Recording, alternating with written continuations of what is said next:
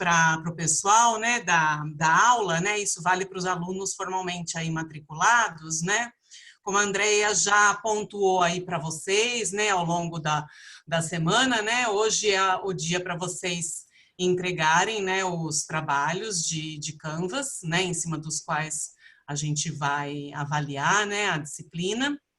E para a semana que vem, dia 23, estejam então com o pitch, né, preparado. Fica a critério de cada um, vocês fazerem somente uma fala, vocês fazerem uma fala com slides a serem, né, compartilhados, aí fica a critério de cada time, como vocês acharem que é melhor, mas tem que ter uma fala ao vivo, né? E a gente orienta que uma pessoa só seja o apresentador oficial do time, para a gente não ter que ficar com o negócio de mudar, né, o apresentador e tal. A ideia é que cada time faça 5 minutos de pitch, né? Espero que vocês tenham aproveitado o pitch, a aula do Renato Toy sobre pitch, né, para montar um pitch bacana.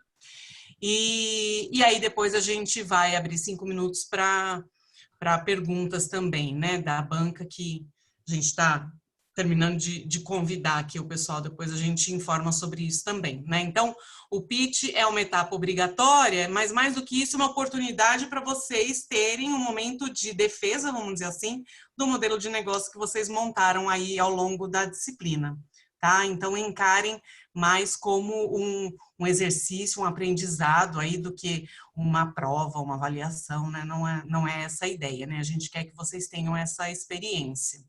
Tá bom? Se tiver alguma dúvida referente a isso, a gente deixa para o final, né? Agora, eu queria passar mais uma vez aí a palavra, né, ao Bernardo.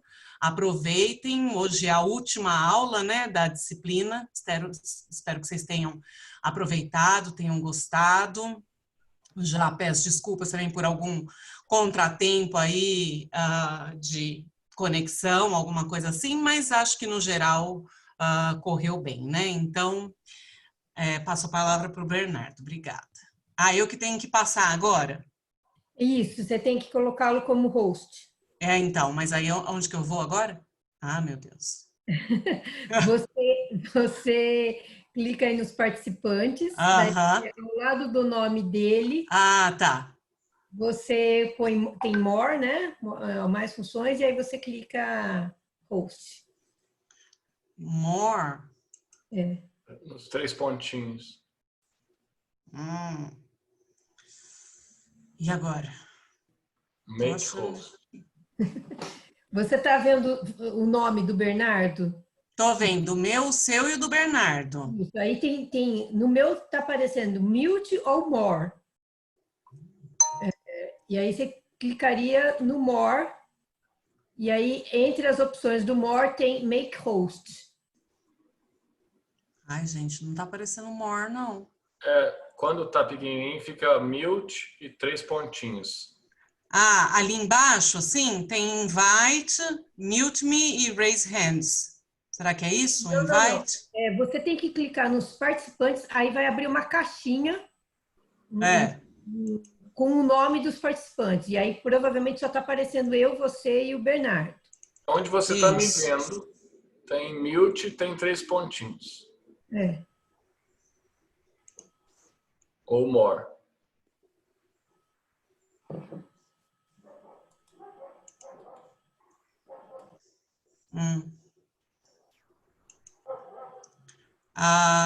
Na sua foto, né? Não. No meu vídeo. Pode seu ser. vídeo. Também pode ser. Então, mas aí, a hora que eu clico nos 3 pontinhos em cima, é isso? Aparece chat e pin vídeo. Porque acho que o host tá você. Tá com você, Andrea. Andrea. Não tá, porque eu não consigo fazer o Bernardo host. Não, para mim o host é o próprio Bernardo. Bernardo, você está conseguindo fazer a transferência, não tá? A transmissão da sua tela? Então, Vocês estão vendo a tela? Sim, você já está. Então, eu acho que eu não estou de host, mas estou compartilhando a tela. O que vocês veem é uma tela com empreendedor. Está funcionando, então tá ótimo. Está funcionando, né? Tá bom. Vou ficar muda aqui, então. Não, tá jóia. Começamos então? Começamos. Já É, estamos aqui com 59 participantes, tá? tá, tá bom. Bom, boa noite, pessoal. Tem coisas. Espero que todo mundo esteja bem, com saúde aí, assim como a família de vocês. Felizmente, na empresa, a gente conseguiu todo mundo fazer home office. Estamos todos trabalhando de casa. Foi um esforço grande de colocar 1.600 pessoas em casa em uma semana. Gente que nunca tinha trabalhado remotamente. Mas tem horas que a inovação ela vem por outros meios, né? Então, nunca uma transformação digital foi tão rápida e não foi fruto de um CTO, um CEO ou alguma empresa disruptiva. Foi um vírus que causou isso. Então, e aí tem coisas boas e coisas ruins de trabalhar de home office. Eu acho que a produtividade no trabalho está bem legal, mas eu não gosto muito desses webinars porque eu não vejo vocês. Eu não vejo vocês sentados. Eu gosto de ir na Unicamp, que é minha casa, vamos dizer assim. Eu estudei na Unicamp e ver os alunos e conversar com eles. E nessa hora eu faria, por exemplo, uma apresentação com a turma toda. Mas não dá. Então, vocês vão me ouvir, mas nem por isso eu queria que deixar de fazer bastante interativo. Então, tem a área de questions and answers, né, o Q&A, e vocês podem ir mandando pergunta lá, tá? Eu vou me apresentar daqui a pouco, mas como que eu costumo fazer? O título lá tá Como Fazer Crescer uma Empresa. Eu fui um pouco mais amplo quando me foi solicitada esse convite. Me disseram empreendedorismo. E tem relação, só que empreendedorismo vai desde o nascimento da empresa até o crescimento e até uma possível saída, que eu vou explicar o que é. Então, eu vou falar sobre vários temas ligados ao empreendedorismo e vocês podem, durante ou depois, ir escrevendo as perguntas que eu vou comentando aqui. E depois eu vou deixar as palavras-chave de tudo que eu falei abertas aqui na tela e vocês podem me perguntar sobre quaisquer desses temas. Combinados? Então vamos lá. Então eu sou o Bernardo Lustosa, né? Sou sócio e CEO da ClearSale. Não sou o fundador da ClearSale, mas eu estou tão no começo e participei tanto da construção dos produtos que eventualmente vocês vão ler aí algumas notícias que eu sou cofundador, porque eu participei da criação do principal produto da ClearSale e estava com meu sócio remotamente quando ele fundou a empresa. Eu só não era só não era um sócio de direito, vamos dizer assim. Eu sou estatístico da Unicamp, estudei aí em 94 até o ano 2000. Fiz mestrado em Economia e Finanças na Universidade Católica de Brasília e fiz doutorado em Administração de Empresas na FGV aqui em São Paulo. E sou empreendedor Endeavor. Depois eu vou falar um pouco da Endeavor. A Endeavor é uma ONG global de apoio ao empreendedorismo de alto impacto. Ou seja, eles escolhem, tem um processo seletivo e eles escolhem empreendedores e projetos que eles acreditam que vão crescer muito, gerar emprego e eventualmente transformar o ecossistema ou o país, né? Isso tem mais de 20 países, todos emergentes, e agora abriu nos Estados Unidos, a sede já era nos Estados Unidos, mas agora abriu um escritório lá para também fomentar o desenvolvimento num país já desenvolvido.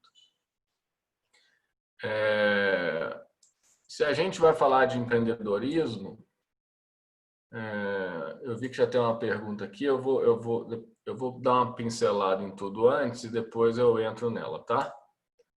A gente tem que entender o empreendedor, dentro de empreendedor, quais as origens dos empreendedores, né? De onde eles vêm, então, de oportunidade ou de necessidade, os perfis, né? Os tipos de empreendedores que existem e as características de um empreendedor mais comuns, né? Vou passar por tudo isso. Para você empreender, você tem que ter dinheiro. Então, eu posso falar de funding, então etapas, como conseguir, o que os fundos que investem em startups buscam ou avaliam num projeto. Por exemplo, eu ouvi aí a Mariana falando que vocês têm um trabalho de um canvas, né? E fazer um pitch.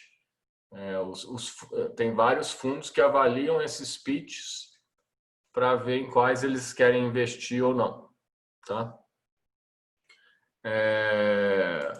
Vou falar um pouco de inovação. Normalmente, as startups e os empreendimentos de oportunidade têm bastante ligação com inovação, e existem algumas condições para que aconteça a inovação numa empresa. Vou falar de algumas associações, né? Tem a Endeavor, que eu falei um pouco, tem Sebrae, tem incubadoras, aceleradoras, valores e cultura, e posso contar um pouco da minha história desde criança até a ClearSale, até o crescimento da ClearSale e até me tornar investidor anjo também e investidor em outros fundos. Então, falar de empreendedorismo é bem gostoso porque eu vivo isso praticamente a minha vida inteira, e acho que eu posso dar alguns conselhos aqui, principalmente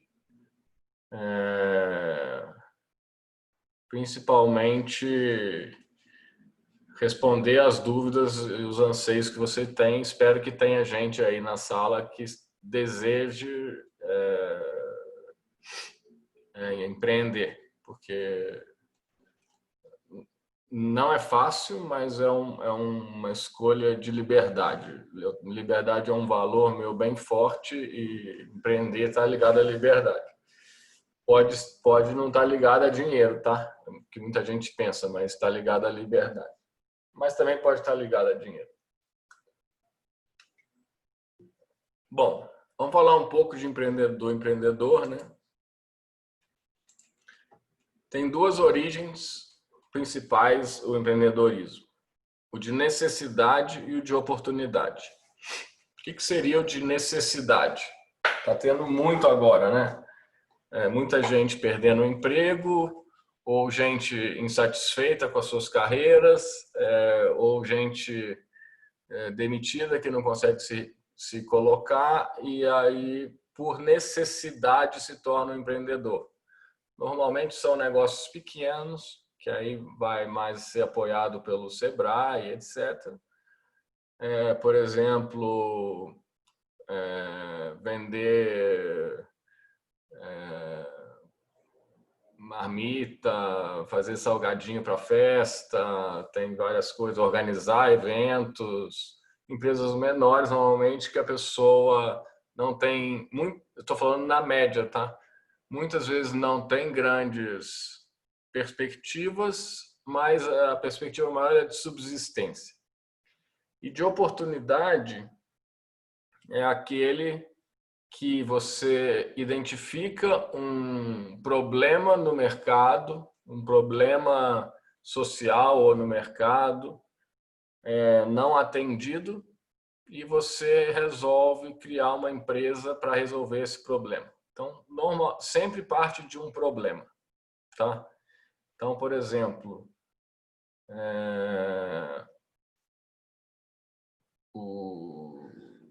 alguém percebeu que as pessoas gostavam de saber uns da vida dos outros. E aí inventaram o Facebook, lá atrás, né?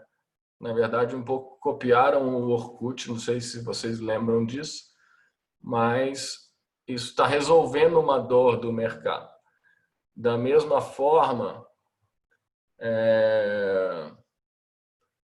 alguém percebeu que as pessoas não queriam ter que entre o notebook, que é um trambolho, e o celular, que é muito pequeno para ler as coisas, você poderia ter um intermediário. Aí inventaram o tablet, que é muito usado para leitura.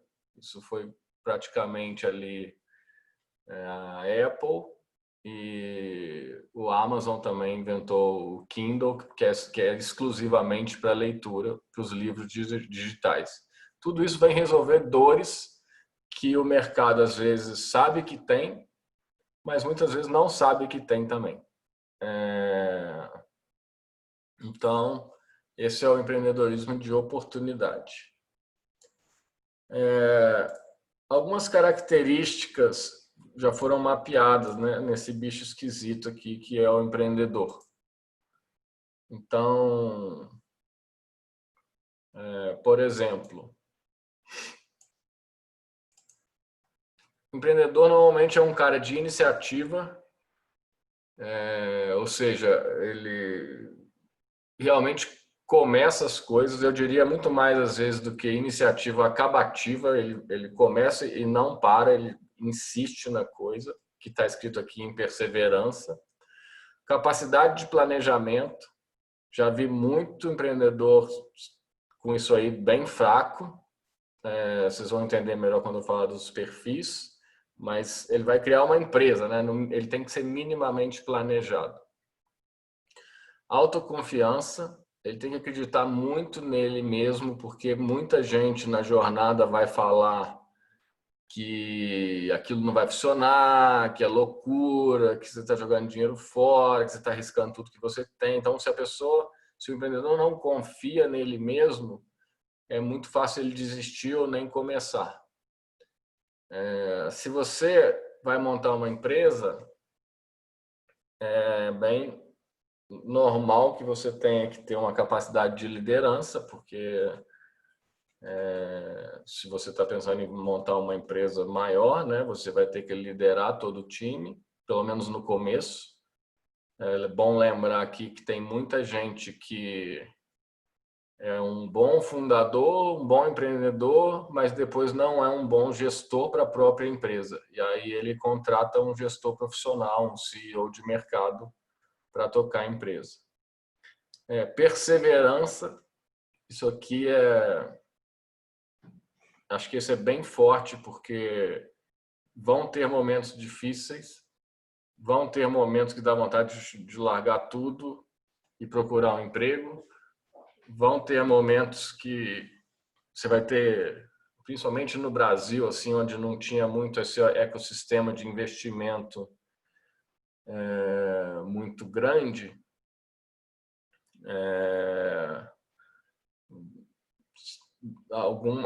por exemplo, semana passada eu estava num happy hour virtual aqui com empreendedores de Juiz de Fora, né? Eu nasci em Juiz de Fora. E um deles falou, ele vende rastreador para carro, ele falou, sabe quanto foi minha receita no mês passado? Abril? 0. 0 mesmo. E a empresa dele não é pequena. Então, assim, tem pandemias, tem crises internacionais, o dinheiro seca, dinheiro do mercado, e você tem que se reinventar, tem que lutar, e não é muito uma opção desistir, mesmo porque você tem um time que confia em você e que depende daquilo ali. Quando você desiste, você não desiste só de você, você desiste de todo mundo, né? Então é uma responsabilidade grande também. Isso aqui depois eu posso mandar para compartilhar com vocês. De onde eu tirei isso é uma notícia da Exame, mas eu já sabia, deve ter várias notícias parecidas. Eu posso mandar esses links depois pelo professor de vocês, tá? É legal também entender os perfis de empreendedores.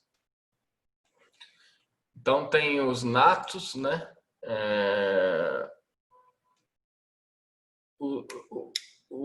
Quem é o empreendedor nato? É o que normalmente já nasce ou já tem, por natureza, todas aquelas características abaixo, né? Então, ele, mesmo que ele não vá abrir uma empresa, ele vai empreender dentro das outras empresas que ele está. Ele vai inventar, ele vai criar coisas novas, ele vai querer crescer. E muitos desses, quando trabalham em empresas, acabam tendo sonho de criarem suas próprias empresas, né? Tem os situacionistas, que é o maior grupo. Eu me encaixo nesse grupo. O que é esse? Ele vê uma oportunidade e abraça essa oportunidade.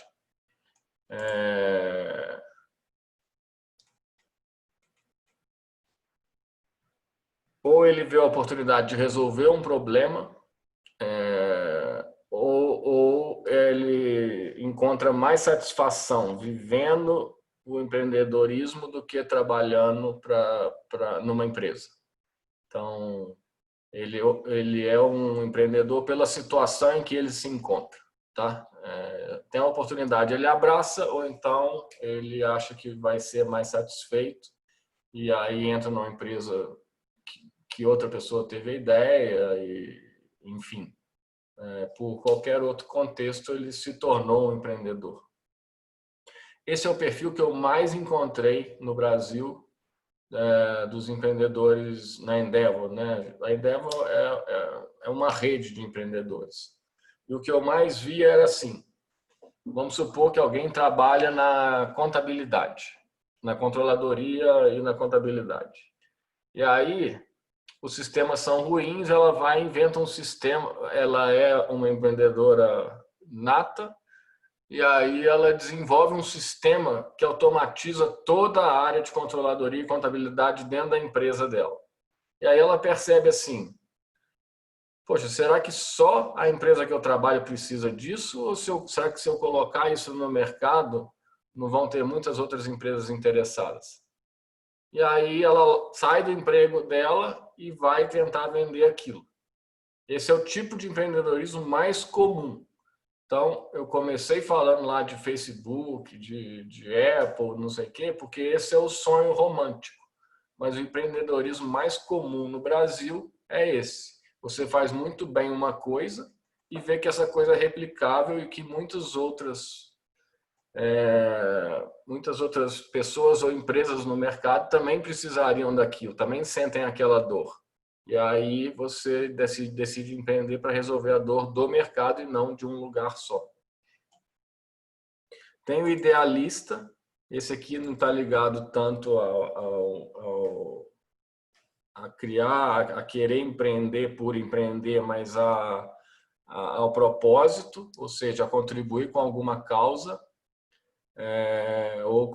que quase sempre está ligado a transformar socialmente alguma coisa. Então você tem esses empreendedores ecológicos, não lembro o nome, tem toda essa green tech, toda essa coisa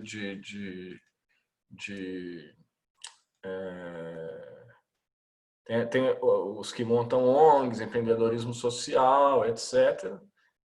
Eu sou investidor, por exemplo, de uma empresa que o fundador dela é apaixonado por comida orgânica e ele criou um jeito de pegar comida direto da fazenda de orgânicos, usa cozinheiras autônomas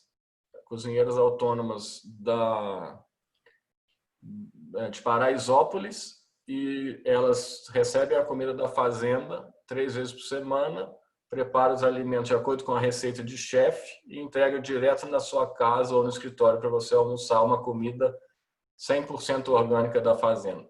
Então, assim, ele é mega idealista com isso.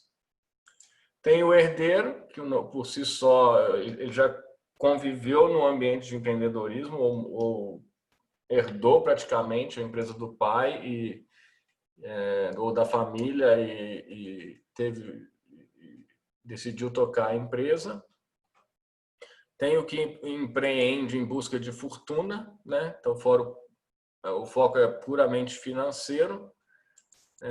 E aqui depois eu posso mandar para vocês também os perfis de empreendedorismo que a gente tem, que é outra matéria da Exame, tá? Mas esses perfis foram mapeados pela Endeavor, que é aquela associação que eu falei.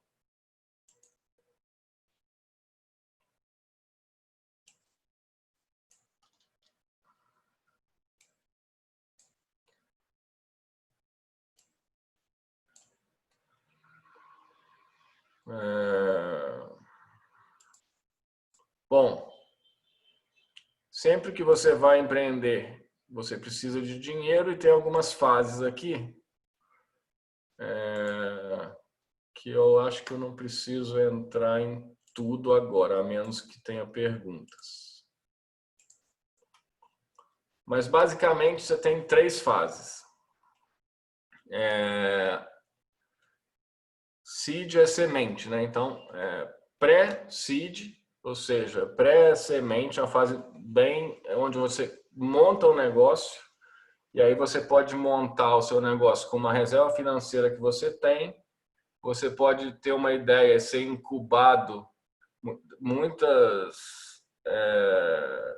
universidades têm incubadoras que te dão recurso, conhecimento, apoio intelectual, espaço físico, rede, infra, computador, para você desenvolver a sua empresa. E tem as aceleradoras que fazem coisas parecidas com as incubadoras, só que pegam em parte um percentual da sua empresa. E ela dá normalmente algum fundingzinho bem pequeno. Tá? Depois tem a fase seed, que a gente chama, que é onde alguém de fato coloca algum dinheiro. Esses dinheiros vêm normalmente de investidores anjo. O que é investidor anjo? É alguém que normalmente foi empreendedor, que acumulou alguma grana e que quer investir em boas ideias que ele acredita. Então, eu, por exemplo, eu investi já em 5 empresas como anjo. Normalmente eles não pegam um só, então junta eu mais 9, cada um põe, sei lá, 100 mil reais e ele tem 1 milhão de reais para começar o negócio dele e tentar fazer deslanchar. A grande maioria não vai para frente, então é ideal você diversificar nesse sistema, mas para conseguir esses investidores você tem que vender muito bem a sua ideia e o que você está pretendendo fazer. Tem associações desses anjos, associações de microinvestidores, que são as microventures.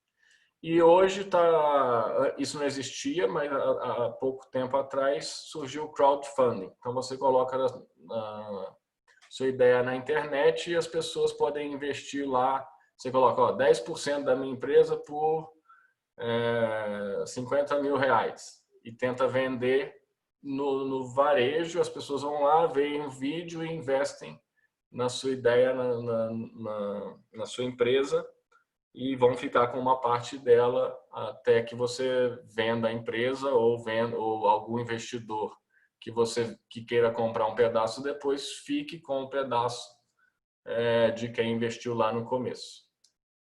Depois você tem 3 etapas aqui de crescimento, que aí entram os fundos mesmo de investimento. A gente tem o Series A, Series B, Series C, que chama.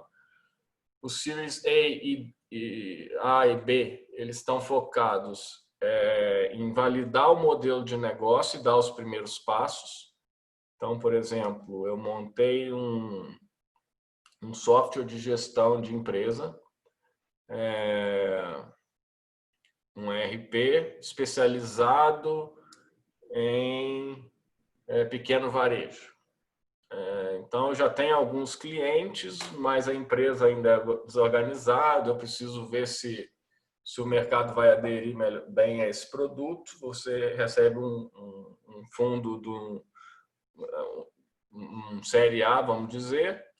Se o negócio começar a andar, esse fundo pode fazer um segundo aporte ou vender a participação dele para um outro fundo, que é o da série B, já começando a direcionar para ganhar escala. O série B está focado mais em acertar os processos das empresas, te ajudar a acertar os processos das empresas, departamento de marketing, de vendas, trazer executivos bem formados e com experiência, etc., para dar escala. E o série C, que a gente chama, os dois primeiros são feitos por Venture Capital, e o série C são empresas, fundos de Private Equity, focado em crescimento. Então, ele vai então põe 100 milhões de dólares aqui para a gente comprar a empresa A, B, C e escalar esse crescimento aqui mais rápido. Depois da fase de crescimento, você tem opções de sair. Sair ou continuar. Você pode fazer um IPO, ou seja, abrir a sua empresa na Bolsa de Valores. Isso é um processo complexo, envolve muito dinheiro, etc. Você precisa de um banco de investimento para fazer isso. Ou então você pode decidir vender a sua empresa para um estratégico, alguém que vê a sua empresa como um ativo estratégico para ela. Então, naquele exemplo que eu citei, se você fez um ERP, né, um software de gestão para pequeno varejo, pode ser que a TOTUS ou SAP queira comprar a sua empresa depois e colocar aquilo como um produto a mais, né? E aí você pode vender uma participação na empresa, você pode vender a empresa inteira, pôr o dinheiro no bolso e ir para a praia, ou inventar outras empresas depois, que são os empreendedores seriais, né? Vamos dizer assim.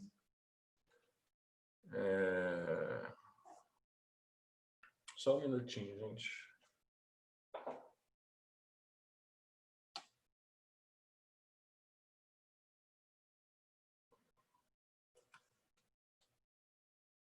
Vou pedir licença aqui, um minuto só.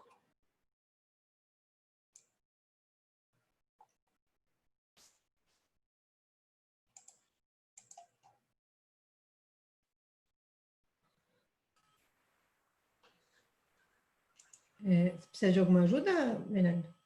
Não, é só para...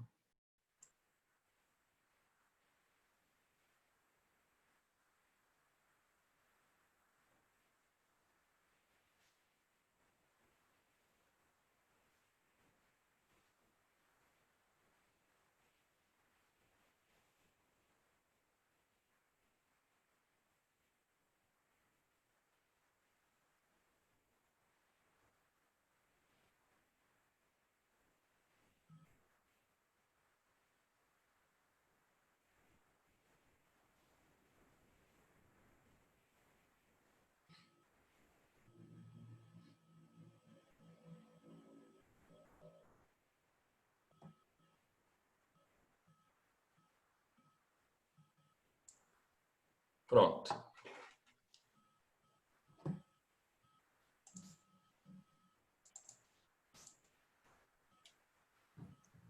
Depois eu entro nas perguntas, tá? Vou dar uma pincelada por tudo aqui.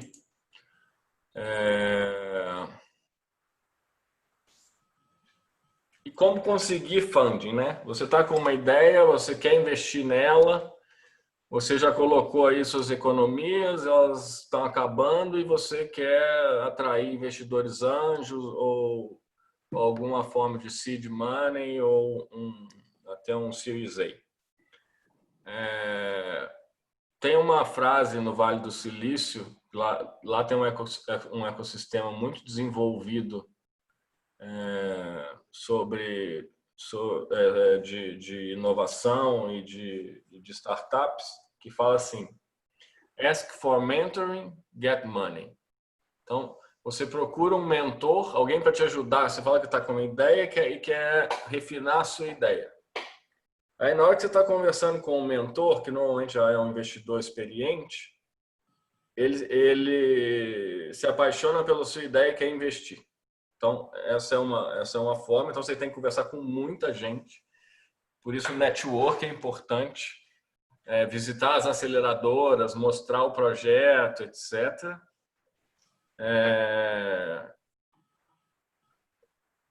E você tem que ter um bom pitch, né? Tem uma lenda no Vale do Silício que é uma lenda, não, tem uma prática mesmo, que é o elevator pitch. Que ela diz? Que o seu pitch está bom se você pegar o elevador com o investidor, conseguir sair do térreo até o 20º andar, na hora que você chegou lá em cima, se você conseguiu convencê-lo a marcar uma segunda conversa com você, é porque o seu pitch está bom. Ou seja, você tem que explicar tudo que você quer fazer em 20 andares de elevador, que daria o quê? 1 minuto, vamos dizer, no máximo. E o que eles avaliam, né? A primeira coisa que eles vão olhar é você. O brilho no olho, a sua capacidade de execução, a articulação, a venda que você faz do seu negócio, porque depois você vai ter que vender ele para os clientes, você vai ter que vender os produtos. Depois ele vê o modelo de negócio, ou seja, o que ele faz, da forma que ele faz, será que vai ter espaço? Será que vai ser desejado para o mercado? A forma que ele vai cobrar, a forma que ele pensa em lançar isso, será que vai ter aderência ao mercado? Que tem outro nome também, que é o Product Market Fit. Ou seja, será que esse produto vai ter fit no mercado? O mercado vai querer o produto? Eles olham também muito empresas que estão crescendo barreira de entrada, ou seja, o quanto o seu negócio é copiável. Simplesmente alguém pode ir lá e copiar, porque é um risco para ele investir em um empreendimento que alguém vai lá e copia.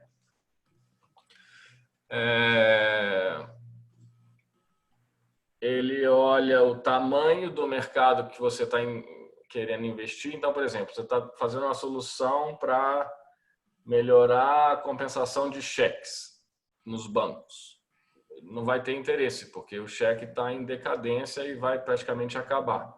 Mas você está num ambiente, no mercado de cybersecurity. Cada vez mais tem vazamento de dados, cada vez mais tem hacker, cada vez mais as empresas estão preocupadas com isso e a tendência é só crescer. Então, seria um mercado bom de estar nesse momento. Então, ele olha o tamanho e também se está crescendo. E a concorrência. Por exemplo, eu sou um empreendedor e quero lançar uma fábrica de computadores. Mas já tem 30, assim, com experiência, força de vendas, etc. Quantas chances será que você tem nesse mercado? Ou, vou montar outra rede social.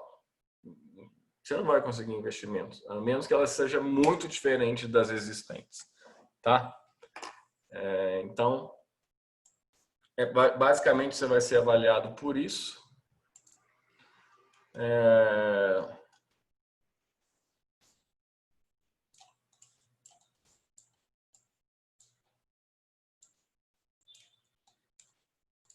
Boa parte dos empreendimentos de oportunidade, ou seja, as que você explora a ideia, Você explora uma oportunidade,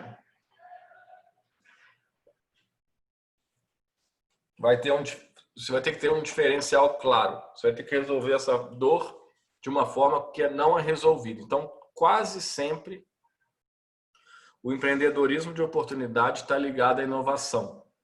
E existem 4 condições para que exista inovação na sua empresa, tá?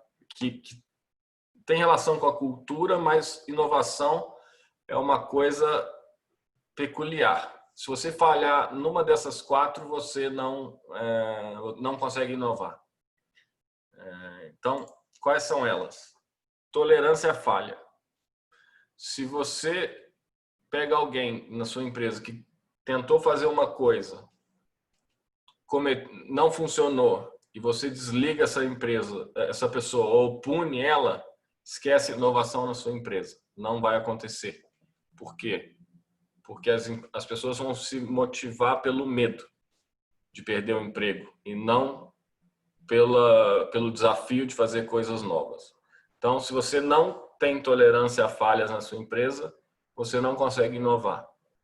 Outra, proximidade com o cliente. É muito legal ter ideias maravilhosas, mas as ideias que vendem, as ideias que fazem uma empresa, são as que resolvem um problema real de um cliente, seja ele pessoa física ou pessoa jurídica. Então, eu tive uma super ideia de fazer uma bola de 20 lados retos. Legal. Muito diferente, nunca ninguém fez isso. Mas quem vai querer usar isso, né? Quem vai querer comprar isso? Talvez uma pessoa como enfeite que seja sua mãe, mas assim, acho que não, você não está resolvendo um problema real do mercado. O mercado quer bolas padrão nos padrões exigidos pelos esportes que precisam dela, tá? Feedback sincero, isso é um problema no Brasil, na verdade. No Brasil, tudo que você conta para alguém que você está fazendo, normalmente a resposta primeira é: ah, que legal, super legal, adorei, mesmo que a pessoa não gostou. E aí você fica ouvindo várias vezes que o seu negócio é legal e às vezes 90% das pessoas achou que ele era ruim, que não ia funcionar. E se você tivesse ouvido a verdade, talvez você tivesse pivotado o negócio. E troca de informações. Um erro típico é o cara acha que teve a melhor ideia do mundo e não quer contar ela para ninguém, com medo de alguém roubar a ideia dela e fazer. Só que as pessoas têm mais o que fazer do que pegar a sua ideia e montar uma empresa. Normalmente quem quer montar a empresa está montando com a ideia delas e não com a sua, tá? Então, esses 4, isso internamente ou externamente, esses 4 itens são condições necessárias para que exista inovação.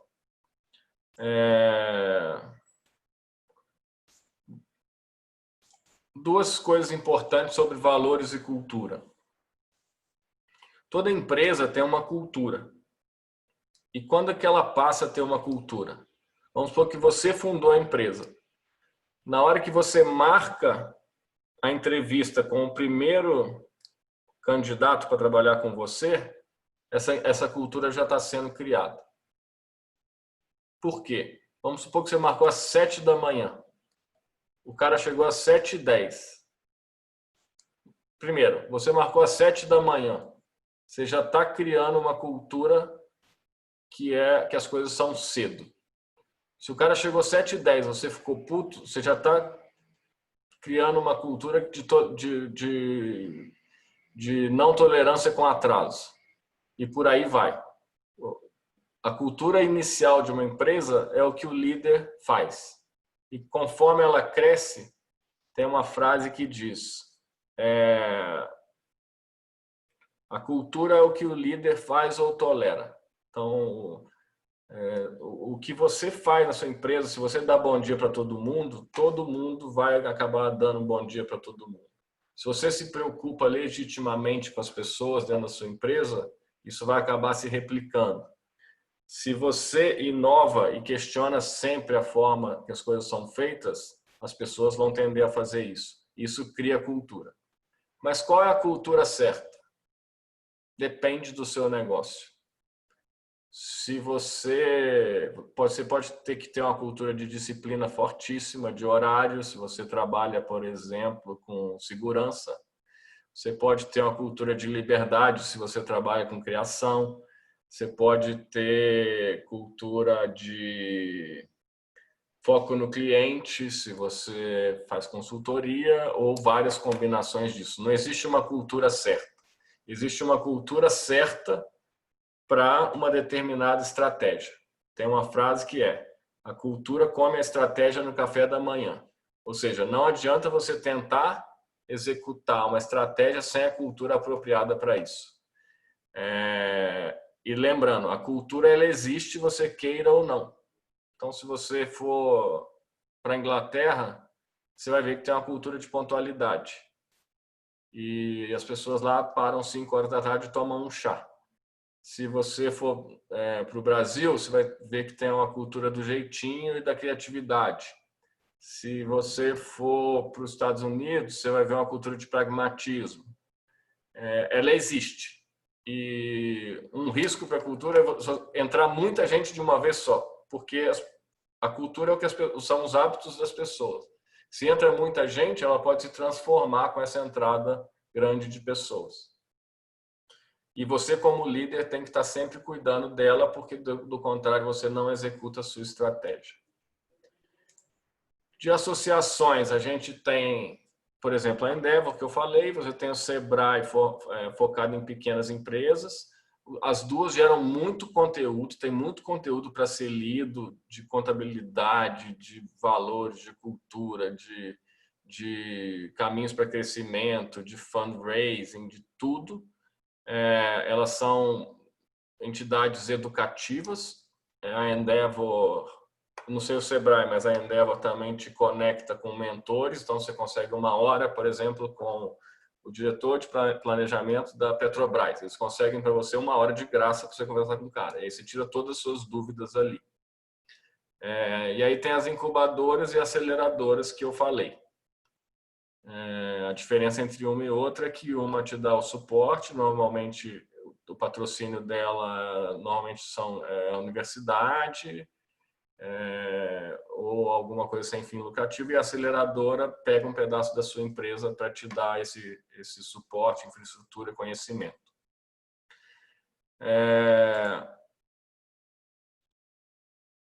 Eu vou deixar a minha história para responder com as perguntas, aí eu cito exemplos aqui, mas vou passar algumas dicas também que eu queria deixar. Primeiro, esse é um assunto meio apaixonante e muitos brasileiros querem empreender por necessidade ou por oportunidade. Uma coisa ninguém é obrigado a ser empreendedor e nem a ter perfil de empreendedor. Isso aqui consome praticamente todo o tempo que você está acordado e às vezes sonhando também, porque você está sempre pensando nisso, é uma responsabilidade muito grande. Não estou dizendo que trabalhar em outros lugares não representem responsabilidade, mas,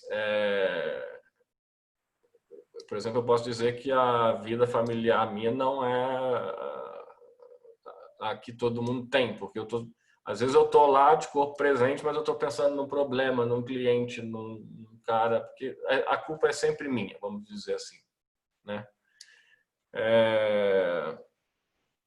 Você não precisa, caso você queira empreender, você não precisa de ter todas aquelas características. E se você não tem, por exemplo, eu sou horrível com vendas. Quem é meu sócio? Um dos caras mais vendedores que eu conheço. E ele vende sonho. Então, tanto que ele vende sonho que ele vendeu o sonho da empresa para mim. E eu comprei lá no começo e virei sócio dele. Isso também é uma característica de vendedor que eu não falei. Quase todo empreendedor é um vendedor, porque uma hora ele teve que vender a empresa dele. Isso não é fácil. Ele teve que vender a empresa quando ela era quase só uma ideia. Então, normalmente, ele é um bom vendedor. Se você gosta de ter ideias, executar, você não precisa abrir uma empresa, você pode ser isso, ser um intraempreendedor, fazer isso dentro de outras empresas que são abertas à inovação. Aquilo que eu falei, peça conselhos, consiga dinheiro. Outra coisa importantíssima, empreender não é ter ideias, e sim é executar as ideias, é fazê-las acontecerem, virarem produtos, venderem, performarem. Um dos meus amigos mais inteligentes que eu tenho,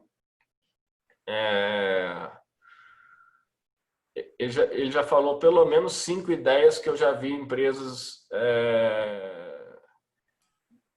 de mais de 100 milhões de dólares existirem nessas 5 ideias. Ele falou essas 5 ideias antes delas existirem, mas ele nunca pôs nada em ação, ele nunca fez nada disso acontecer.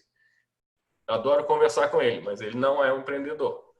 O empreendedor foi quem talvez ouviu o que ele falou ou também teve a mesma ideia e executou. Seja resiliente, mas não temoso, é diferente.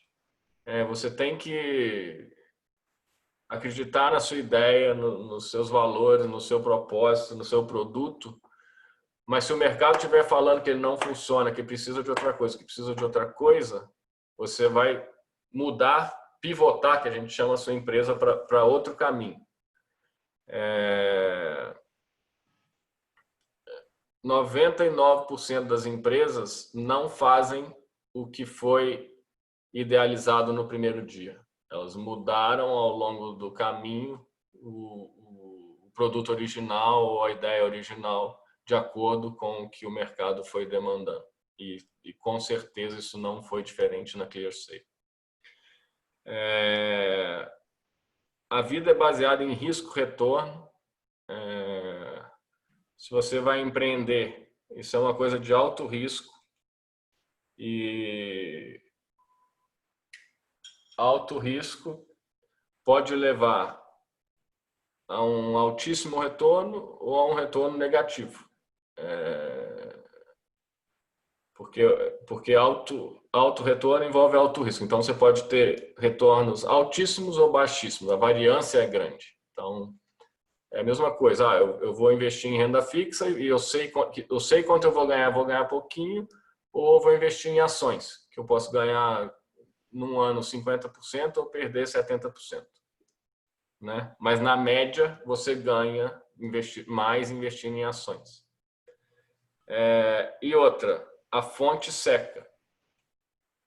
Poucos meses antes da pandemia, todo mundo que falava em fintech era avaliado em... acabei de montar a empresa, tenho 10 clientes, mas sou uma fintech, tinha investidor anjo assim, e a empresa tinha quase um preço de tabela que a empresa valia 10 milhões de reais. Cadê essas empresas hoje? Não conseguiram nenhum ir para o Series A, porque não focaram em gerar caixa, porque eu tinha dinheiro abundante sendo investido. Nos Estados Unidos tem um problema crônico disso. As empresas vão vivendo de investimento e aí um fundo vende para o outro, vende para o outro, vende para o outro, e a empresa no final nunca deu lucro. Então, por exemplo, Netflix, muita gente imagina que seja uma empresa super saudável financeiramente. Pouca gente sabe que ela queima de caixa, ela gasta 4 bilhões de dólares por ano. Ou seja, ela tem 4 bilhões de dólares por ano de prejuízo sendo coberto por investidores, que acreditam que um dia lá na frente vão conseguir reaver esse dinheiro. Sendo que nesse meio tempo todo o mercado pode mudar. Né? Então essas eram as dicas. Eu falei aqui, já são 8 horas, eu acho legal dividir esse tempo para agora para responder perguntas, e durante a resposta das perguntas eu posso contar coisas relacionadas a ClearSale, a minha história, etc. Bom, vamos começar. A primeira pergunta que a gente tem aqui é do Sérgio Lontra, no grupo da universidade.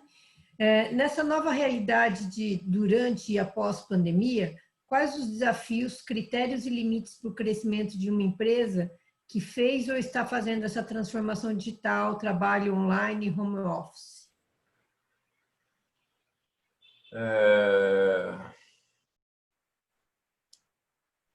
Bom, nós estamos numa realidade totalmente atípica, né? Tiveram segmentos inteiros que praticamente zeraram a receita. Alguns bem óbvios são eventos, né? Esportes, cinema, entretenimento. E, por outro lado, tiveram segmentos que cresceram 100%, como o e-commerce. Felizmente, a minha empresa protege o e-commerce de fraude, então ela capturou esse crescimento, mas alguns clientes meus estão passando muita dificuldade. Por exemplo, quem vende passagem aérea pela internet, praticamente agora está retornando um pouco, mas praticamente zeraram as emissões de passagens. Tem um colega empreendedor que teve que demitir 70% do quadro dele. Então, ela está afetando segmentos diferentes de maneiras diferentes e alguns poucos positivamente. O trabalho de colocar em home office foi uma mobilização na ClearSale. Todos os principais executivos fizeram um grande plano de ação e a gente conseguiu colocar todo mundo em casa. A gente praticamente teve que criar um centro logístico porque, por exemplo, boa parte da ClearSale tem tipo um call center, que é um analista de fraude que analisa os pedidos. E aí o pessoal fala, o meu coelho roeu o cabo de rede, eu preciso de um outro cabo de rede. E aí agora a gente tem lá um motoboy que fica entregando teclado e retirando coisa com defeito por São Paulo inteiro. Mas, por outro lado,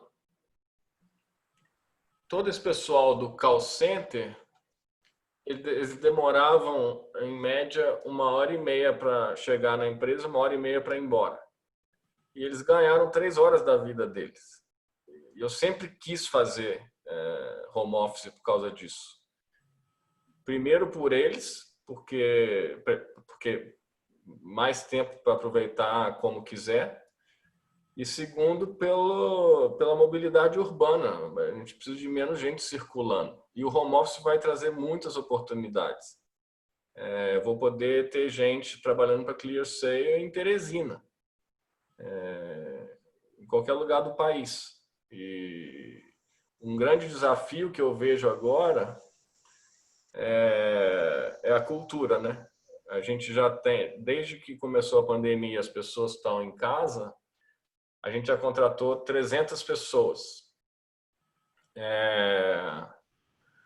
Então, tem 300 pessoas que entraram na empresa sem nunca ter pisado na empresa. Ela só viu os colegas dela por vídeo. E isso tira um pouco aquele contato humano que a gente gosta de ter lá na ClearSale. Então, tem vários aspectos positivos, vários desafios e várias dúvidas ainda, mas uma coisa é fato, o home office veio para ficar. A gente estava expandindo 6 andares novos num prédio, e eu já cancelei tudo e nós vamos fazer um híbrido no prédio que a gente tem. Vai ser mais um espaço de convivência, onde as pessoas podem ir, trocar ideia, confraternizar, ouvir palestras, etc. Criarem juntos, do que ficar lá trabalhando todo dia, pegando transporte para ir, para voltar. Não, eu acho que eu sempre quis fazer isso, mas se eu chegasse na empresa e falasse, ó, em uma semana eu quero todo mundo em home office, o pessoal me internava no hospício e me interditava judicialmente. Mas aí vem um vírus e faz, né? Então, essa é a parte boa. Vamos lá. Bom, o quanto você acredita que o novo normal continuará para sempre? Qual o percentual da sua equipe que deverá permanecer para sempre em casa?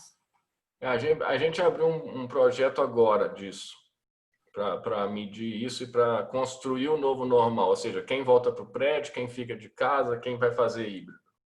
E eu já acho que 70% vai permanecer para sempre em casa. Para sempre não. Vai fazer algum tipo de home office. E uma boa parte também vai trabalhar só de casa, mas quem estiver em São Paulo vai nas festas. A gente faz muita festa na empresa e eles vão ter a oportunidade de se encontrar, mas não para trabalhar, porque a grande realidade é que a maioria dos funcionários ia para ClearSale para usar a internet e VoIP, que é voz pela internet, né? Isso tem na casa delas, não precisava disso. Bom, o Anderson fala, né, elogia excelente webinar e pergunta: o que um empreendedor investidor anjo procura na ideia e ou no empreendedor que busca investimento? Apenas uma alta possibilidade de ROI garante que a ideia receberá funding? O investidor anjo, mais até do que o fundo, ele pode investir por dois motivos. Ele pode investir pelo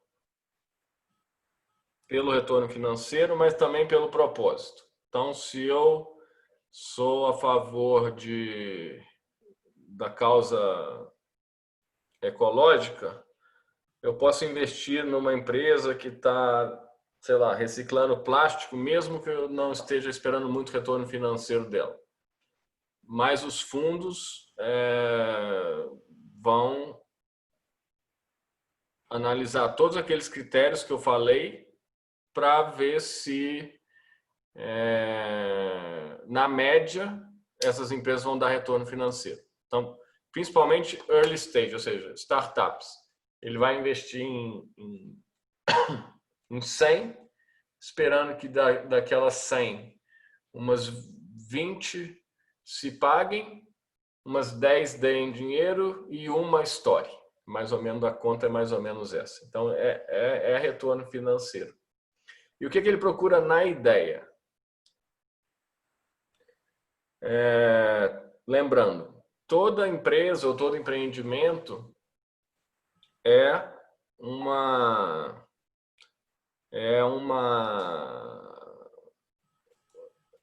forma de resolver uma dor do mercado. Se você quer resolver essa dor como todo mundo, não tem por que você ganhar do seu concorrente. Então, ele vai procurar algum diferencial na solução dessa dor. Ou seja, deixa eu pensar um exemplo. Vamos lá, tentar ficar no mesmo exemplo, que aí eu faço variações dele. Vamos supor que você montou um sistema de gestão para pequenos varejos. Qual o diferencial disso em relação a TOTOS? O diferencial é que tem que ter um diferencial. É fácil de ligar, ele só tem o que o cara pequeno realmente precisa, ele não tem não é um tiro de canhão, por isso ele pode ser mais barato, ele fica na nuvem, ele não envolve, não faz que o cara tenha que contratar servidor, e aí tem uma série de diferenciais que faz ele ser melhor do que a TOTOS para resolver aquele problema, por exemplo. Estou falando TOTOS aqui, mas pode ser SAP, Oracle, enfim. Por esse exemplo que você citou de novas contratações, Lázaro está perguntando, na sua empresa, pode mencionar quais setores têm chance de crescer ou até surgir novos negócios pós-pandemia? Olha, Eu acho, tem uma coisa que eu fico pensando. A parte imobiliária vai se transformar muito. Então, se eu estou falando que vou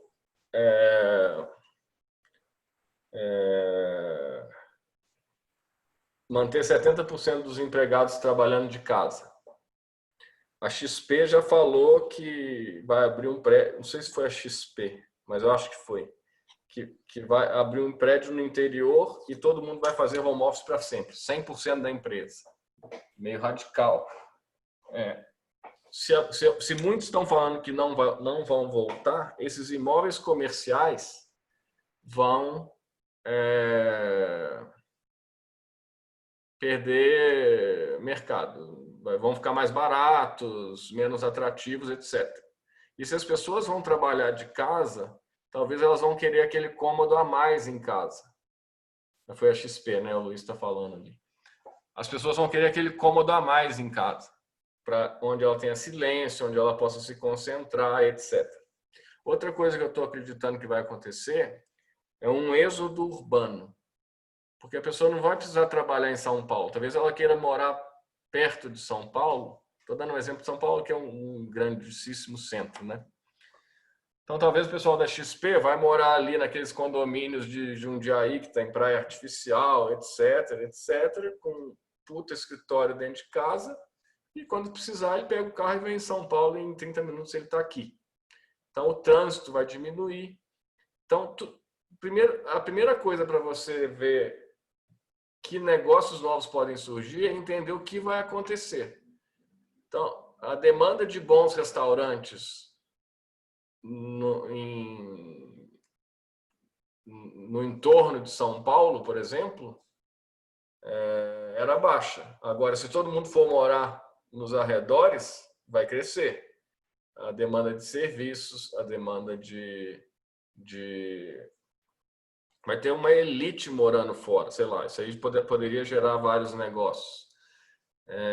A reforma de apartamentos, a conversão de imóveis comerciais em residenciais.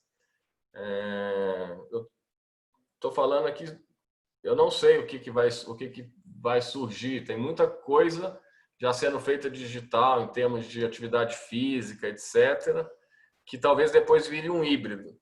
Por exemplo, você quer sua aula de Pilates individual? Beleza, é um preço. Você quer fazer coletiva por vídeo? É outro preço e você vai ter as instruções todas por vídeo. Talvez as coisas se transformem num híbrido depois disso e eu espero que capture o melhor de cada cenário, o melhor do presencial com o melhor do online. Né? Mais alguma pergunta, gente?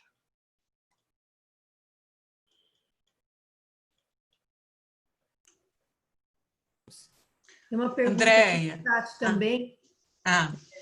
Desculpa. Não, eu ia comentar que tem uma no chat, né, que o Rômulo colocou. Não, o Augusto antes. Crises como a pandemia de agora geram muitos empreendedores de oportunidade, porque acontecem muitas mudanças de paradigmas. Tu crê que essas mudanças, como diz que entrega de N produtos, viraram constantes de mercado pós esse momento? Grato pela oportunidade de conversa. Que exemplo exato esse da Fazenda tem a ver? Ficou meio confuso. Que exemplo exato esse da Fazenda tem a ver com a pergunta acima? Ok. Tipo comodismo de receber produtos personalizados ou meios personalizados será constante no vosso entender? Está um pouco confuso, não sei se deu para você pegar, Bernardo. Acho que lê de novo que eu acho que eu capturo. Vamos lá. Está aqui o Augusto César Cavalcante, que escreveu: crises como a pandemia de agora geram muitos empreendedores de oportunidades porque acontecem muitas mudanças de paradigma. Ponto, seria. Tu crê que essas mudanças, como diz que entregas de N produtos, viraram constantes de mercado pós este momento? Grato pela oportunidade. Só que daí ele continua como uma segunda conversa. Deixa eu responder essa parte, aí depois você lê o resto. essa parte está diretamente ligada a mim, porque para fazer a previsão de resultados minha, eu tenho que entender. Teve uma explosão no comércio eletrônico, tá? De delivery, que é isso que ele está falando. Será que essa... Oi?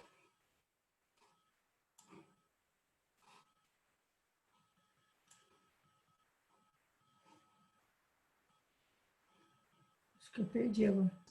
Os pedidos do e-commerce caíram um pouco. Depois vai ter a curva da pandemia vai abaixar, e aí todo o comércio vai reabrir, com restrições. Então, vai voltar um pouco mais o e-commerce. E depois vai ter uma vacina. A grande pergunta é, depois da vacina, tudo voltará a como era antes ou um pedaço vai se transformar? Acho que essa é uma pergunta. E eu vou te dar um exemplo como consumidor. A gente não fazia supermercado online, a gente ia comprar no supermercado. E eu tomo muita água com gás, ó, tá aqui. Aí, com o isolamento, a gente começou a comprar online, supermercado também. E a gente viu que dá muito menos trabalho você comprar uns fardos de água com gás, de refrigerante, de cerveja em casa, porque você não tem que carregar aquela coisa chata no supermercado, e às vezes é frete grátis, do que antes. Além disso, ou seja, eu não vou voltar a comprar água com gás no supermercado nunca mais. Então, uma parte acho que vai ficar. Além disso, muita gente que nunca tinha comprado online comprou, porque não podia sair de casa e gostou. Então, uma parte dessas pessoas não vão parar de comprar. Então, eu acho que minha aposta é uma parte volta ao normal, uma parte vai ficar para sempre. Essa é a minha aposta, tá? Você pode completar agora, André, a pergunta?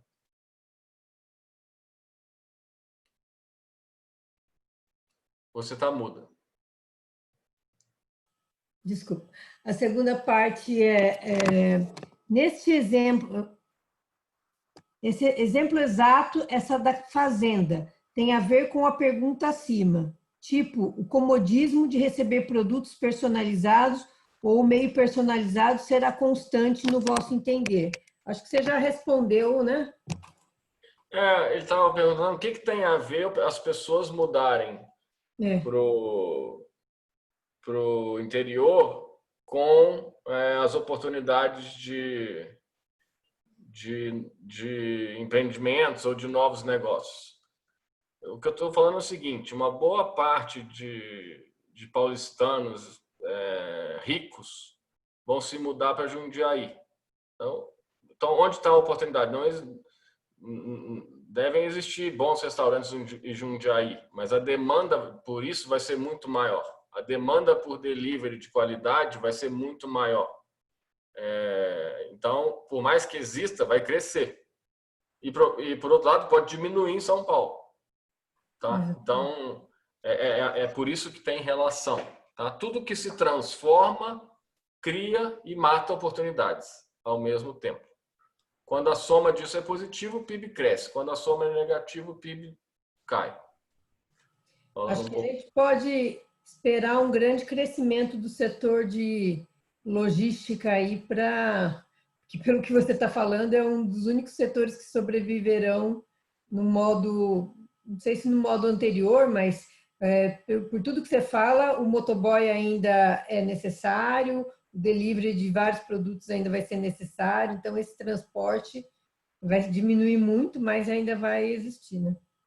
Com certeza. E a demanda também por condomínios de luxo no interior. Com certeza. Né? Tem uma outra pergunta agora do Rômulo. Bernardo, quando você considera ser a hora do empreendedor desistir de uma ideia, para que ele não confunda o persistir com o insistir? e caia no efeito sunk cost? Essa pergunta é difícil de responder de forma genérica, tá? Mas é bom colocar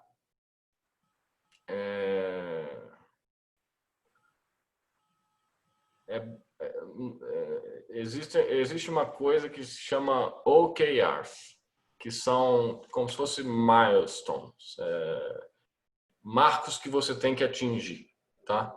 Então, por exemplo, eu vou lançar isso aqui. Em 3 meses eu quero ter alguém testando. Em 6 meses eu quero ter 2 clientes e 5 pessoas testando. Em 1 ano eu quero ter 10 clientes em produção. É bom ser fiel a isso. E não necessariamente você vai desistir. Mas na hora que acontecer isso, vamos supor que você queria 3 caras testando, você conseguiu 0. Chegou nos 6 meses, você conseguiu 0 clientes, 0 testes. Algo está errado. Se você vê um caminho, se você identifica o erro, você pode mudar a empresa de direção e tentar atender o que o mercado está te falando. Porque na hora que você vai vender, ele fala não, você tem que perguntar por que não. Aí você vai aprender. Se você vê um caminho de diferenciar o que você estava fazendo para uma coisa nova, você pode pivotar. Se você não vê caminho, é hora de matar. Porque senão vira um poço sem fundo de dinheiro. E aí vai acabar o seu dinheiro e o investidor não vai colocar mais. Então, essa é a hora de matar. Legal. Tem uma pergunta muito legal do Ali Farage, que também é alinhada com a do Sérgio Lontra. Bernardo, você pode falar um pouco sobre o que foi importante para a ClearSale crescer? E talvez sobre os erros no começo da empresa? Está alinhado porque o Sérgio também pede para você falar dos desafios que teve ao longo da sua história. É sempre bom a gente aprender com os erros, né? Sim.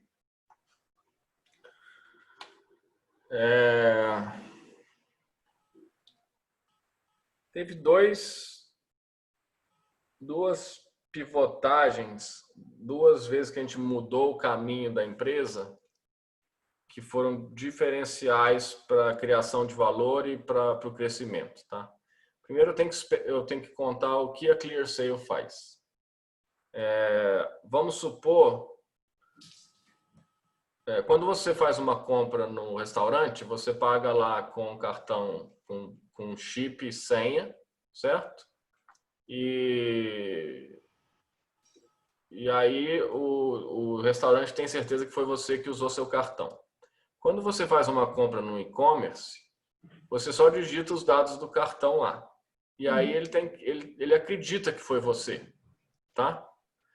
Da mesma forma, se um fraudador pegar o seu cartão de crédito e preencher lá e fizer uma compra para ele, se o e-commerce aprovar, vai chegar na sua fatura uma compra que não foi você que fez e você vai fazer o quê? Eu vou ligar no banco e falar, eu não reconheço essa transação. O banco vai te estornar essa compra e ele não paga o e-commerce. Então, essa era a dor do mercado. O mercado precisava evitar essas fraudes. A ClearSale nasceu para evitar esse tipo de fraude. E na época era o começo da internet, então a gente atendeu americanas.com, Submarino, etc. Sempre com o sistema instalado lá dentro. E aí meu sócio falou, isso aqui vai ter muito mais valor quando essas empresas compartilharem as informações delas umas com as outras. Não compartilhar de um ver o outro, mas de a gente criar um sistema de inteligência artificial que olha, por exemplo, que se você fez a compra no seu endereço, com seu e-mail, com seu celular, numa loja, e depois está fazendo as mesmas, e não deu fraude, e depois está fazendo a mesma coisa em outra loja, essa aqui já vai ter risco baixo. E aí que eu entrei para criar os sistemas de inteligência artificial. Então, na hora que a gente unificou as bases na nuvem, não era nuvem, né? Numa infraestrutura única, gerou muito valor. Só que a empresa não dava dinheiro, porque a gente vendia só uma ferramenta e uma classificação de risco para o e-commerce, para que ele pudesse analisar seu risco e evitar as fraudes.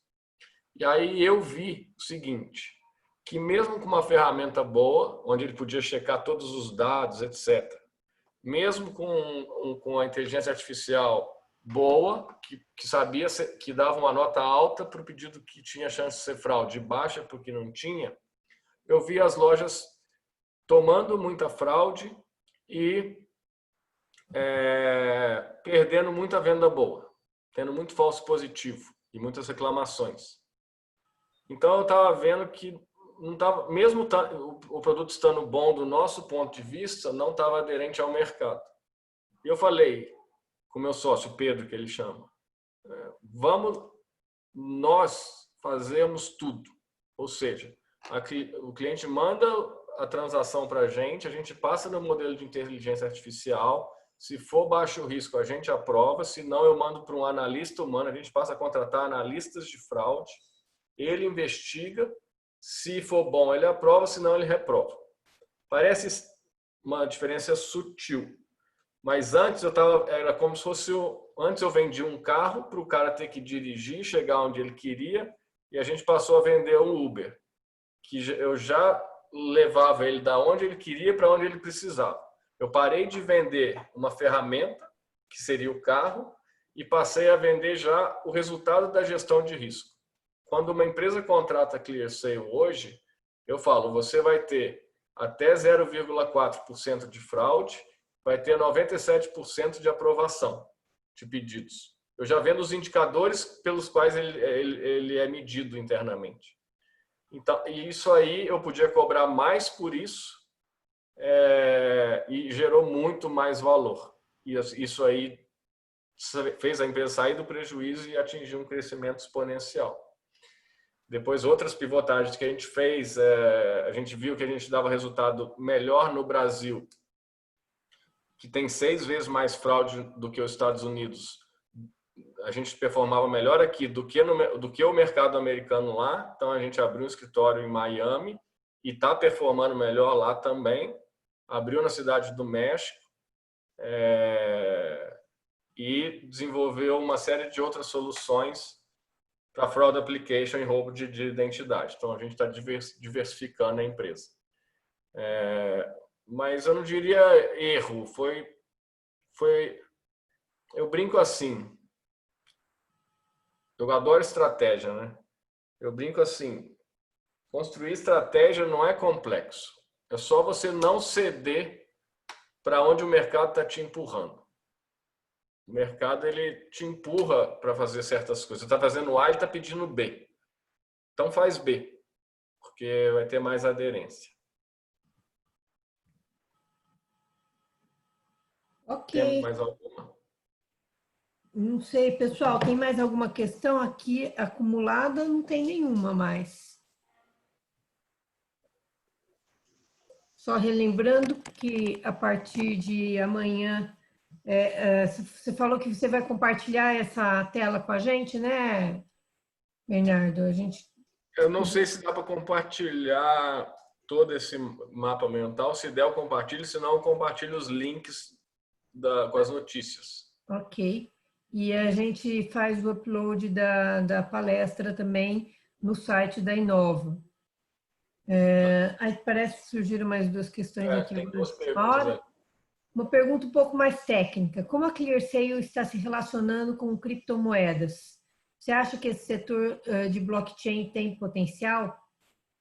E o Sérgio Lontra pediu quem são os competidores da sua empresa. Tá. Sobre a primeira, não, a gente não tem nenhuma relação com criptomoedas. Eu acho que blockchain tem potencial, mas achava-se que ele era imensamente maior. O blockchain ele é uma forma de infraestrutura inviolável.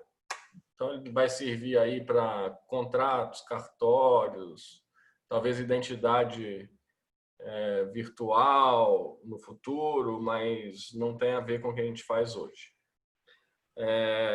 Competidores da minha empresa. No Brasil, a gente tem a Conduto, a gente tem uma americana que foi comprada pela Visa uns 6 anos atrás por $1 bilhão, que é a CyberSource.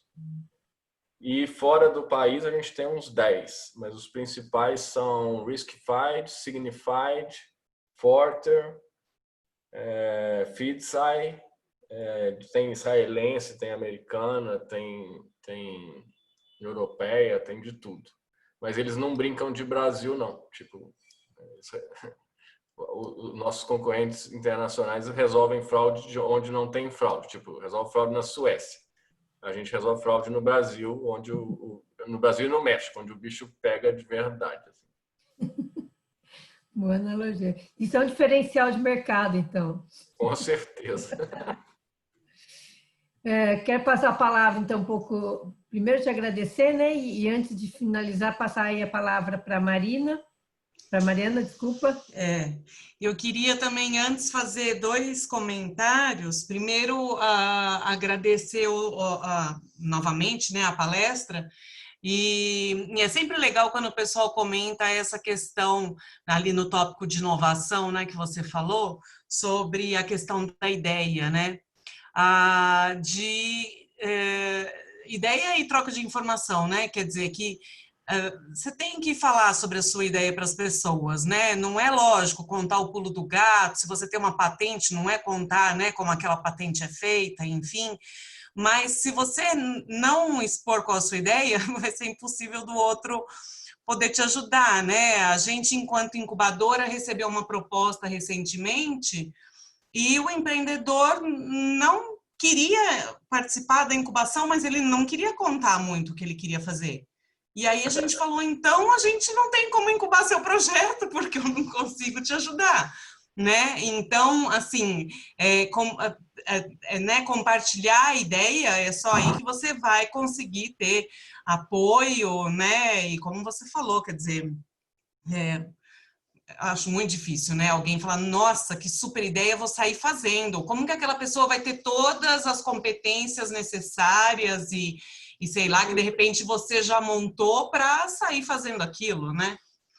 E o dinheiro, né? Tipo, para você não contar a sua ideia para ninguém e dar certo, você tem que ser bem rico. Então, exatamente. Dinheiro é outro ponto bem importante aí, né? Que você colocou, né? E aí achei interessante essa sua fala aí sobre a experiência da ClearSale nesse momento, né? De home office, toda essa experiência e essa decisão, né, que vocês estão vislumbrando aí, né, pensando em tomar, e de outros exemplos que você deu, porque eu ouvi essa semana um comentarista da CBN falando que ele acredita que home office, que o velho normal vai voltar, que home office não veio para ficar, e que o velho normal vai voltar e que as coisas daqui a um tempo vão voltar a ser como era. Então, assim, achei interessante porque você colocou enquanto experiência própria, né, e uma decisão, né. E aí a pergunta até é um pouco também jogando de volta, né, enfim, você acha que daqui a um tempo, de repente, vocês possam rever isso, né? Não sei.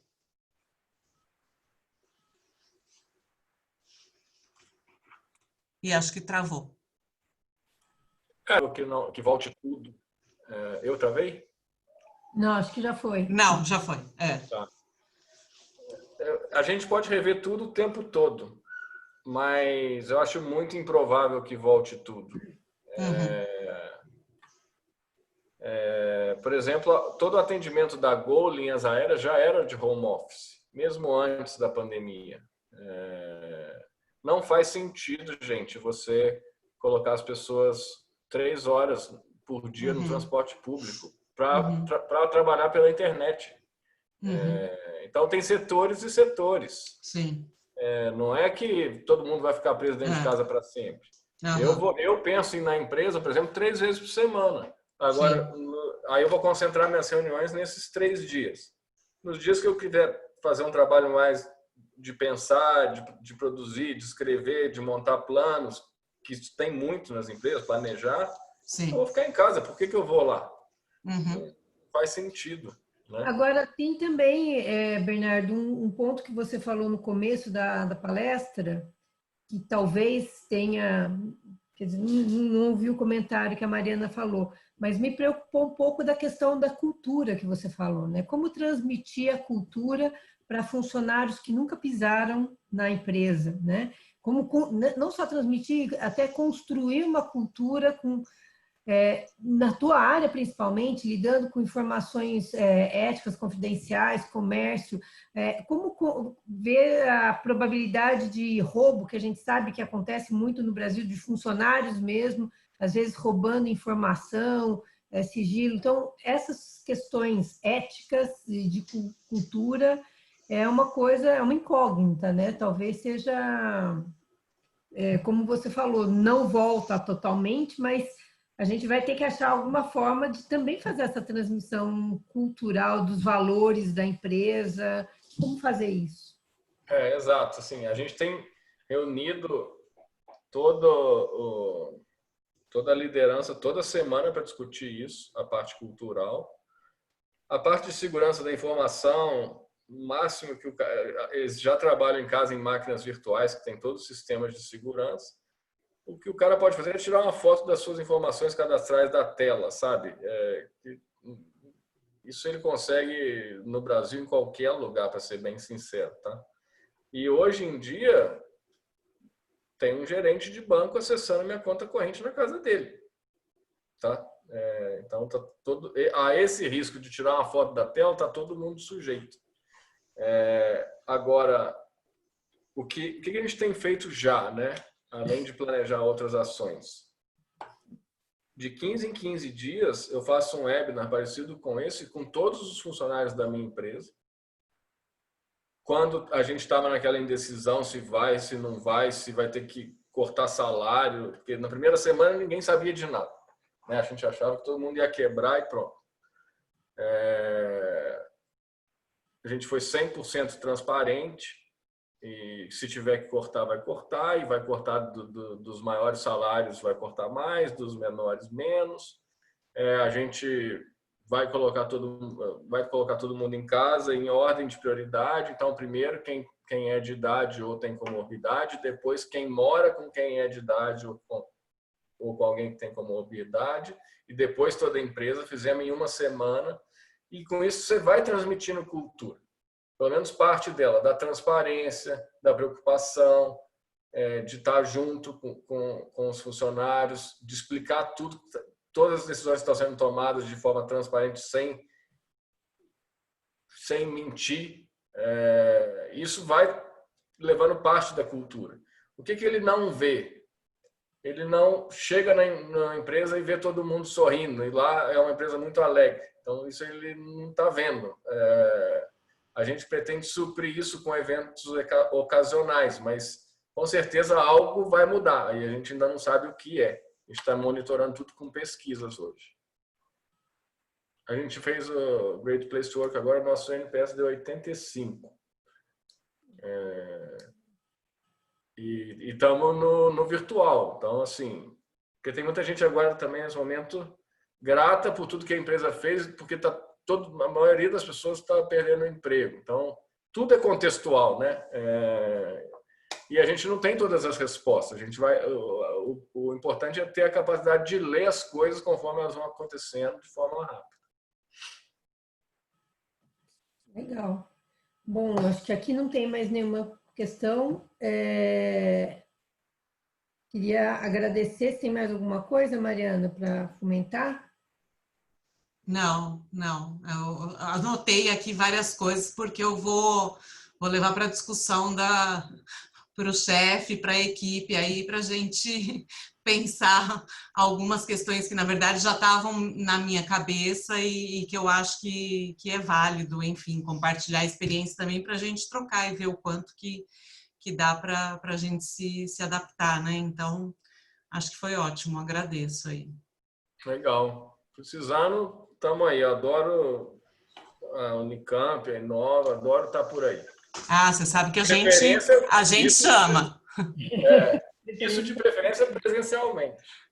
Então, essa é uma coisa, né, que assim, a gente tem, né, muitos eventos muito legais também que a gente organiza, né, ao longo do ano e que Lógico que com o webinar, né, com essa coisa online, a gente consegue atingir mais pessoas, né, que presencialmente nem sempre você consegue, mas o evento presencial, em alguns casos, ele tem, né, o seu brilho aí, a sua função, né? Então, para esse ano, talvez as coisas ainda vão, né, demorar um pouquinho, mas a gente espera que para o ano que vem as coisas estejam mais resolvidas aí, a gente pode voltar a se encontrar, né? Exatamente. Tá ótimo. Gente, Agradeço muito também obrigado, pelas então. mensagens que apareceram ali de agradecimento dos participantes. Que bom. Solange agora agradeceu também. Queria, então, mais uma vez agradecer e lembrar os alunos, né? Faltam, acho que, 4 ou 5 grupos para entregar Canvas. Isso. Aguardando ainda também. Uhum. E até a semana que vem, quando teremos também um novo webinar. Isso aí. Certo? Até Tchau, mais, gente. Boa Boa noite. noite. Até mais. Tchau, tchau. Tchau.